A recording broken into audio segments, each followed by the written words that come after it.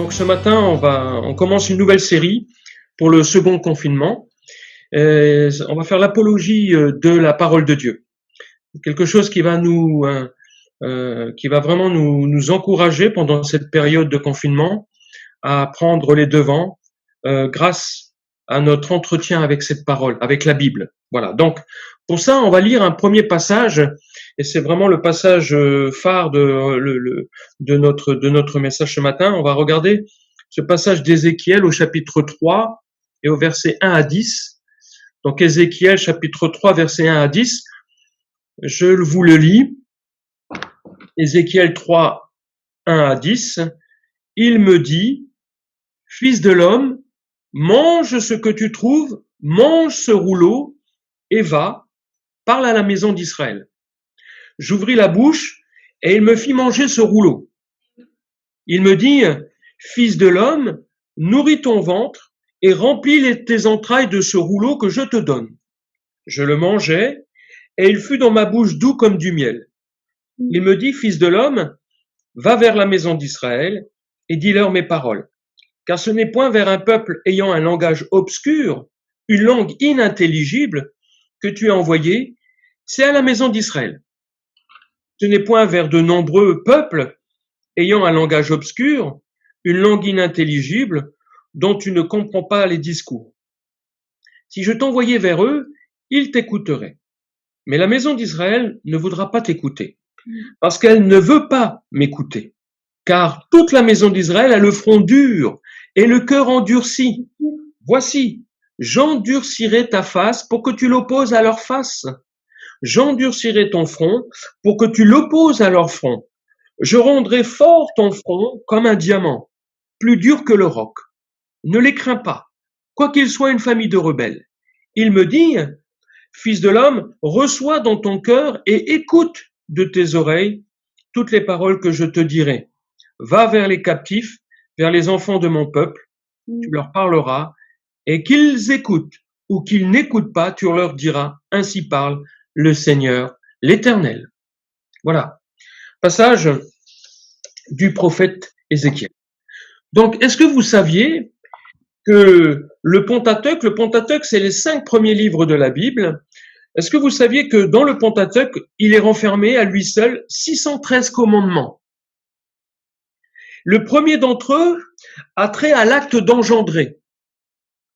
Et cet ordre est donné à l'humanité qui est créée bisexuée. Homme, femme, littéralement mâle et femelle. Et cela montre que la vie humaine doit normalement se transformer en vie de famille.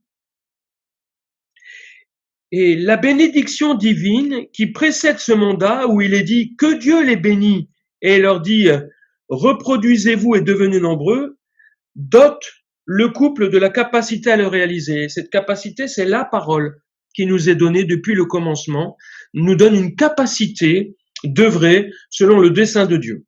Donc, pourquoi on parle maintenant du mandat divin pour commencer la parole de ce matin sur le sujet des Écritures? Comme vous le savez, tout a été créé par la parole de Dieu, tant les choses visibles que les invisibles. Et cela, nous le savons parce qu'il est écrit dans Colossiens 1 au verset 16 que c'est en Jésus qu'ont été créées toutes choses qui sont dans les cieux et sur la terre, les visibles et les invisibles, trône au pluriel, dignité au pluriel, domination au pluriel et autorité au pluriel. Et tout a été créé par lui et pour lui. Et l'évangile de Jean annonce, dès le commencement de son récit, que Jésus est la parole de Dieu faite chair. En fait, je devrais comprendre que la vie que je connais, par expérience et par ma propre existence, tire son accroissement et son épanouissement grâce à la parole de Dieu qui est donnée dans ce sens.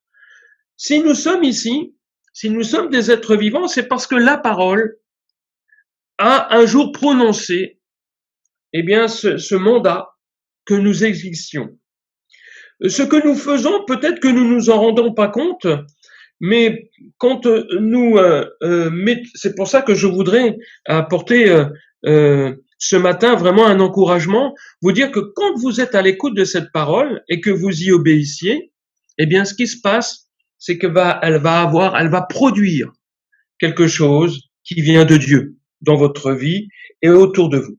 Donc, il n'y a rien, pour continuer ce message, il n'y a rien dans ce monde et dans les autres dimensions inconnues qui puissent provenir autrement que de la parole de Dieu qui, nous le savons, a été incarnée en Jésus-Christ il y a 2000 ans sur la terre et nous permettent de voir et de toucher la véritable trame qui permet l'épanouissement de notre vie.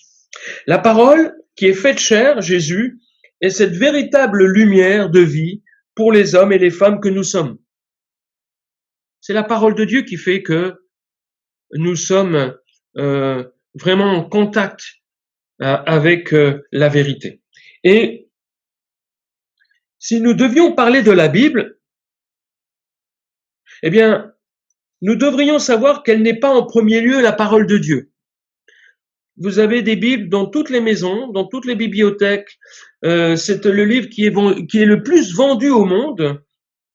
Et pourtant, pourquoi nous ne l'ouvrions pas? Parce que nous ne pensons pas, premièrement, en premier lieu, que c'est la parole de Dieu.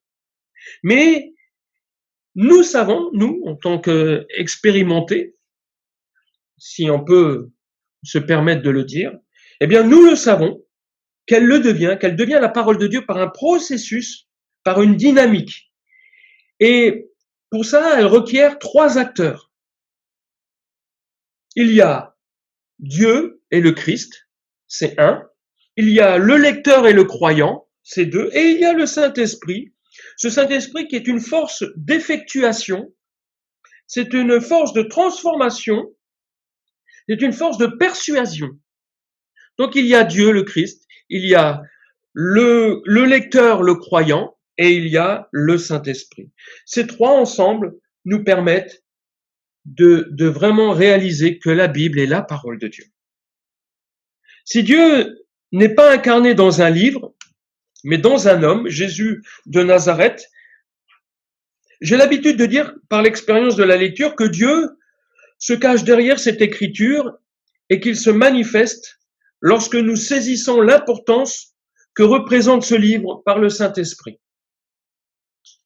Alors la clarté de l'écriture, elle advient lorsque les paroles d'hommes de la Bible laissent transparaître quelque chose de la parole de Dieu. Donc il faut que jaillisse de l'épaisseur et des aspérités des signes écrits l'oral de la promesse qui me touche.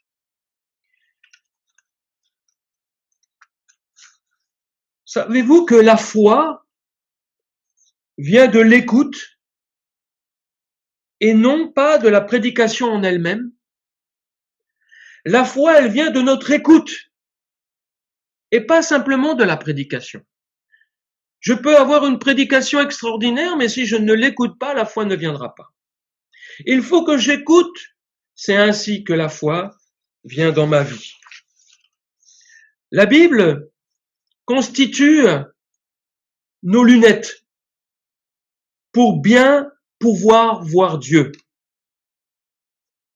C'est comme de vieilles personnes ayant perdu une grande partie de leur faculté visuelle.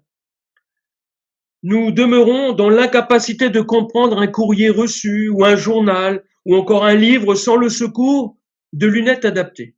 Eh bien, de même, sans la Bible, cette écriture qui recueille en nos esprits la connaissance de Dieu, qui autrement serait confuse et éparse, elle met un terme à l'obscurité pour nous montrer clairement quel est le vrai Dieu.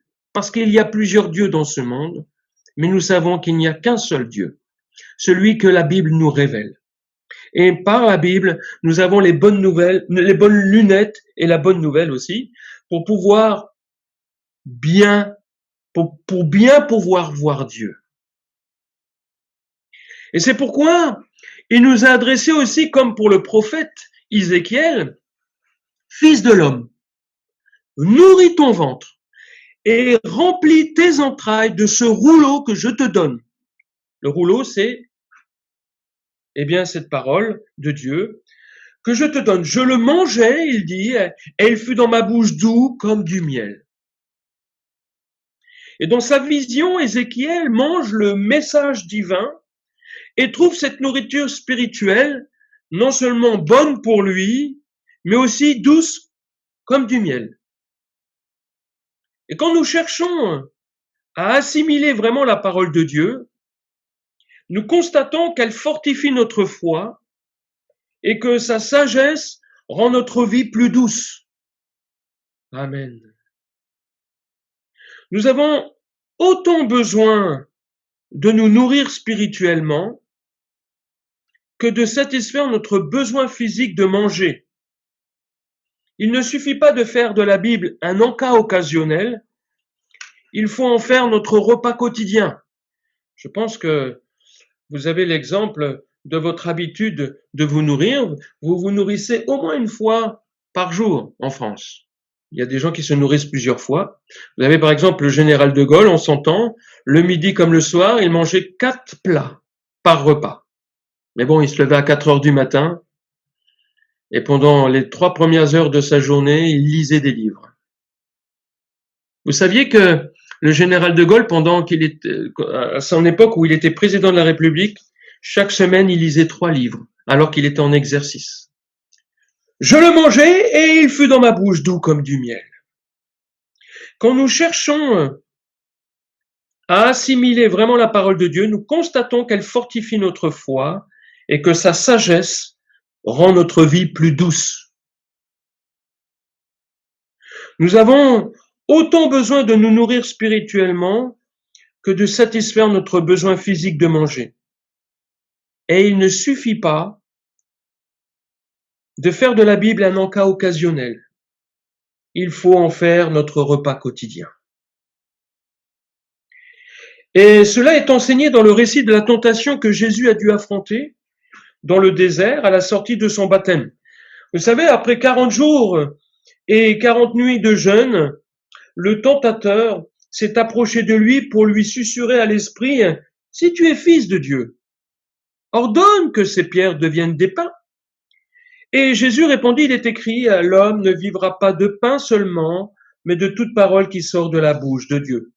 C'est un passage que nous pouvons lire dans Matthieu au chapitre 4 et au verset 4. Jésus saisit la parole de Dieu pour contrer les desseins du diable et accomplir ce qu'il est venu faire dans cet endroit, c'est-à-dire jeûner et non pour manger.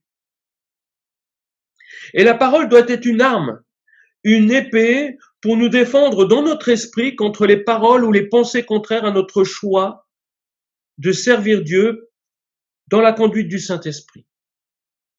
Oui, nous avons besoin de combattre dans notre esprit. Je sais qu'il y a des gens actuellement dans notre Église qui ont fait, qui ont reçu cette compréhension dernièrement qu'il faut combattre dans l'esprit, qu'il ne faut pas le laisser, nous suggérer quoi que ce soit.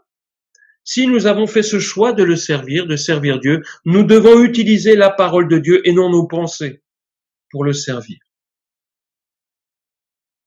C'est pour ça, comme tout à l'heure, il a dit, vous aviez une liste pour pouvoir vous appeler les uns les autres.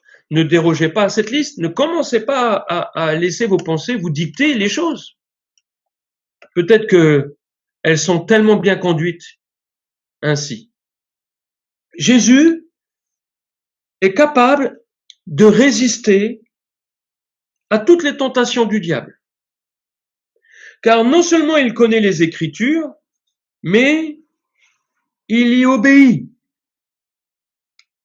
La parole de Dieu est une épée qu'il convient de bien manier dans le combat spirituel.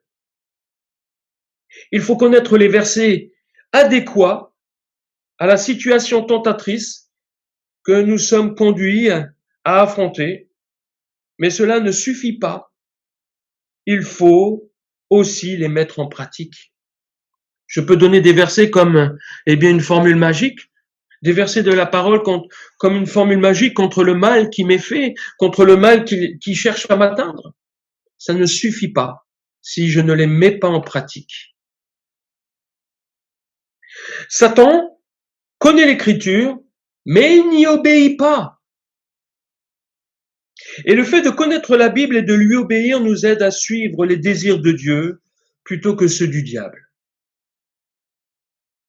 Alors la parole que Jésus saisit pour rétorquer, nous voyons qu'elle est tirée du livre issu du Pentateuque. Dans Deutéronome, je vais vous lire un autre passage, dans Deutéronome au chapitre 8, et au verset 1 à 6, il est écrit « Vous observerez et vous mettrez en pratique tous les commandements que je vous prescris aujourd'hui, afin que vous viviez, que vous multipliez et que vous entriez en possession du pays que l'Éternel a juré de donner à vos pères. Souviens-toi de tout le chemin que l'Éternel ton Dieu t'a fait faire pendant ces 40 années dans le désert, afin de l'humilier et de t'éprouver pour savoir quelles étaient les dispositions de ton cœur et si tu garderais ou non ses commandements. Il t'a humilié, il t'a fait souffrir de la faim, il t'a nourri de la manne que tu ne connaissais pas et que n'avaient pas connu tes pères, afin de t'apprendre que l'homme ne vit pas de pain seulement, mais que l'homme vit de tout ce qui sort de la bouche de l'Éternel. Ton vêtement ne s'est point usé sur toi, et ton pied ne s'est point enflé pendant ces 40 années. Reconnais en ton cœur que l'Éternel ton Dieu te châtie comme un homme châtie son enfant, et tu observeras les commandements de l'Éternel ton Dieu pour marcher dans toutes ses voies, et pour le craindre. Voyez, on veut que Dieu soit propice, et quand on lui demande de rentrer dans notre vie, il nous délivre du joug de la servitude. Mais ensuite, il peut nous conduire dans l'humiliation, il peut nous conduire dans la souffrance de la faim pour nous éprouver, pour savoir si nous allons garder ses commandements, si nous allons garder sa parole. Et il est dit, il t'a humilié, il t'a fait souffrir de la faim, et il t'a nourri de la manne que tu ne connaissais pas et que n'avaient pas connu tes pères, afin de t'apprendre que l'homme ne vit pas de pain seulement, mais que l'homme vit de tout ce qui sort de la bouche de l'Éternel. L'homme ne vit pas de pain seulement, mais que l'homme vit de tout ce qui sort de la bouche de l'Éternel. C'est pourquoi la vie, elle ne se réduit pas à la satisfaction des appétits. Je ne dois pas penser avoir une bonne vie parce que mon travail me permet aujourd'hui de bien m'habiller ou de bien manger et mener un train de vie confortable. Parce que les biens matériels, n'apportent pas la réponse à nos aspirations les plus profondes. L'expérience montre qu'au bout du compte, il nous laisse vides et insatisfaits. Pour Moïse, vivre vraiment, c'est être consacré à Dieu, le créateur de la vie elle-même, et se nourrir de toutes ses paroles. Le dessein de l'Éternel se produit aussi pour nous, comme pour les Israélites du Deutéronome. Comme ils furent éprouvés pour réaliser leur dépendance à Dieu, non pas uniquement pour un temps de 40 ans, celui du désert, mais bien plus, celui du temps de l'accomplissement de la promesse d'entrer dans le pays promis. Le temps de nous nourrir de la parole de Dieu est un temps permanent, celui de chaque jour selon ce que nous allons lire dans Josué. Mais j'aimerais vous dire que s'ils ont été éprouvés et que pendant 40 ans ils ont reçu la manne, pour qu'ils puissent comprendre qu'ils dépendaient de Dieu, de tout ce qui sortait de la bouche de Dieu, et pas simplement du pain qu'ils auraient pu produire s'ils avaient eu du blé ou autre semaille, j'aimerais vous dire que cette épreuve, pour qu'ils puissent être dépendants de la bouche de Dieu, de sa parole, c'est parce qu'ils devaient rentrer dans le pays promis. Et pas rester dans le désert. Fortifie-toi, Josué 1, 6 à 9. Fortifie-toi et prends courage, car c'est toi qui mettras ce peuple en possession du pays que j'ai juré à leur père de leur donner. Fortifie-toi seulement et aie bon courage en agissant fidèlement selon toute la loi que Moïse, mon serviteur, t'a prescrites. Ne t'en détourne ni à droite ni à gauche, afin de réussir dans tout ce que tu entreprendras. Que ce livre de la loi ne s'éloigne point de ta bouche, médite-le jour et nuit, pour agir fidèlement selon tout ce qui est écrit. Car c'est alors que tu auras du succès dans tes entreprises, c'est alors que tu réussiras. Ne t'ai-je pas donné cet ordre? Fortifie-toi et prends courage. Ne t'effraie point et ne t'épouvante point, car l'Éternel ton Dieu est avec toi dans tout ce que tu entreprendras. Voyez-vous, comprendre que la nourriture n'est pas que pour le corps, mais aussi pour notre âme, a pris du temps pour l'Israël qui est sorti d'Égypte. Ça lui a pris 40 ans exactement. Et cela doit nous alerter que si, avec le temps, nous apprenons de nos erreurs, parce que Israël est aéré 40 ans à cause de sa désobéissance, et si cela doit nous alerter que, avec le temps, nous apprenons de nos erreurs, eh bien, nous ferions mieux d'obéir à la parole de Dieu tout de suite, afin d'être au plus vite aptes de recevoir l'accomplissement des promesses de Dieu à notre égard. La parole m'est donnée, j'obéis. Et si je fais ainsi, je serai plus vite apte à recevoir tout l'accomplissement des promesses de Dieu à mon égard. Vous savez, Ézéchiel, pour reprendre ce passage que nous avons utilisé au début de ce message, sa vie a été bouleversée par 2 événements. Il y a eu l'irruption de la gloire de Dieu, qui a fait que de ce prêtre un prophète en Babylonie. Il était prêtre et il est devenu prophète en Babylonie. Et puis ça, c'est le premier événement. Et le deuxième événement, c'est la chute de Jérusalem, qui a changé ce prêcheur de condamnation en prédicateur du salut. Mais je crois que ce qui caractérise pleinement son aptitude à la mission divine envers le peuple de Dieu, qui est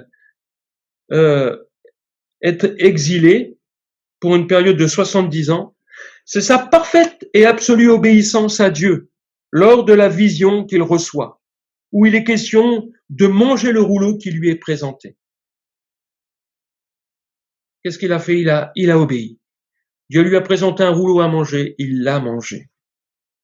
C'est cette image de la parole que nous devons recevoir en nous-mêmes, cette parole que Dieu nous a donnée et que nous devons prendre le temps de de manger toutes ces paroles afin qu'elles puissent produire en nous, alléluia, la mission pour laquelle Dieu nous envoie. Notre obéissance commence avant tout dans notre vie intérieure. Et ça va se traduire à l'extérieur par le zèle que nous allons éprouver pour Dieu.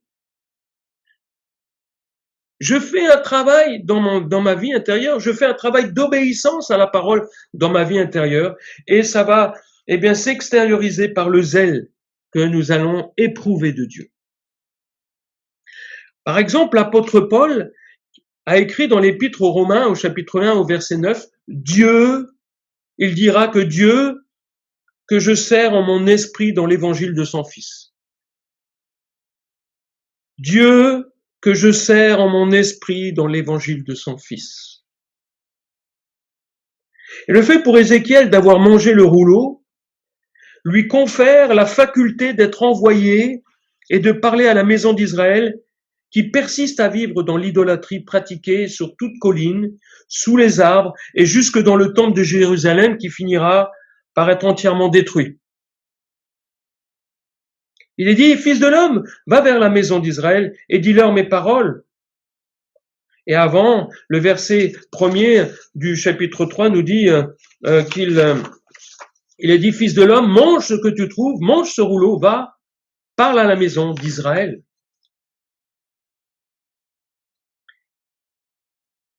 Il dira, ce n'est pas vers un peuple ayant un langage obscur, une langue inintelligible que tu es envoyé, c'est vers la maison d'Israël. C'est à la maison d'Israël. Ce n'est point vers de nombreux peuples ayant un langage obscur, une langue inintelligible, dont tu ne comprends pas les discours. Si je t'envoyais vers eux, ils t'écouteraient. Mais la maison d'Israël ne voudra pas t'écouter, parce qu'elle ne veut pas m'écouter. car toute la maison d'Israël a le front et le cœur endurci. La mission d'Ézéchiel requiert toute l'attention de Dieu parce que l'obstacle est de taille. Un peuple qui, dans le cœur, ne veut pas écouter la parole de Dieu est semblable à une ville superbe qui finira avec le temps par ne laisser que les traces de sa vaine gloire. Tous les événements contrariants de la vie sont souvent le fait que l'on ne veut pas écouter et s'appuyer sur les directives divines. C'est un constat qu'on peut faire. Écouter Dieu directement n'est pas dans l'aptitude des Israélites, comme le montrent les innombrables exemples de leur histoire, relatés dans la Bible.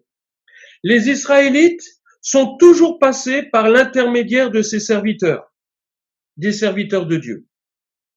C'est justement ce qui fait préjudice à leur bénédiction, car la parole de Dieu dans la bouche d'un homme, et non directement dans celle de Dieu en personne, les incite fréquemment à ne pas faire confiance et à persévérer dans leurs péchés. Et cela fait écho à cette parole de Jean, déclarant que la lumière est venue chez les siens, et les siens ne l'ont pas reçue. Jésus lui-même utilisera des paroles, c'est-à-dire des comparaisons des paraboles, c'est-à-dire des comparaisons pour qu'ils ne comprennent pas les mystères du royaume des cieux, parce qu'ils ne leur ont pas été donnés de comprendre. Il dit, car on donnera à celui qui a, et il sera dans l'abondance, c'est-à-dire dans la compréhension parfaite des voies de Dieu. Mais à celui qui n'a pas, on ôtera même ce qu'il a. Et c'est pourquoi je parle en parabole. Parce qu'en voyant, ils ne voient point, et en entendant, ils n'entendent et ne comprennent. Et pour eux, s'accomplit cette prophétie d'Ésaïe. Vous entendrez de vos oreilles, et vous ne comprendrez point. Vous regarderez de vos yeux, et vous ne verrez point. Car le cœur de ce peuple est devenu insensible. Ils ont endurci leurs oreilles, et ils ont fermé leurs yeux, de peur qu'ils ne voient de leurs yeux, qu'ils n'entendent de leurs oreilles, qu'ils ne comprennent de leur cœur, qu'ils ne se convertissent et que je ne les guérisse. Mais heureux sont vos yeux, parce qu'ils voient, et vos oreilles parce qu'elles entendent. Eux, ils avaient reçu, les disciples. Et les yeux et les oreilles heureux sont pour ceux qui demeurent auprès de la parole de Dieu, c'est-à-dire au pied du Seigneur Jésus. Tout est véritable pour eux, parce qu'ils vivent l'expérience du Saint-Esprit dans leur vie, au sein de leur mission. Par exemple, dans Matthieu au chapitre 10 et au verset 40 à 42, il est dit « Celui qui vous reçoit me reçoit, et celui qui me reçoit reçoit celui qui m'a envoyé. Celui qui reçoit un prophète en qualité de prophète recevra une récompense de prophète. Et celui qui reçoit un juste en qualité de juste recevra une récompense de juste. Et quiconque donnera seulement un verre d'eau froide à l'un de ses petits, parce qu'il est mon disciple, je vous le dis en vérité, il ne perdra point sa récompense. » L'expérience intime de ma vocation divine est effective à cause du rouleau que j'ai accepté de manger. Est-ce que je vis cette expérience du Saint-Esprit où je sais que celui qui me reçoit, c'est comme s'il recevait le Christ? Parce que j'ai mangé ce rouleau, parce que j'ai pris le temps de prendre conscience de ce que la parole cherchait à me dire. C'est un peu comme le roi Josias qui reçoit, qui découvre ce livre qui était caché dans le temple et où il se repent et il fait faire une grande repentance à toute la nation parce que ce qui est écrit, appelle à des jours difficiles pour ceux qui n'obéissent pas à la parole de Dieu.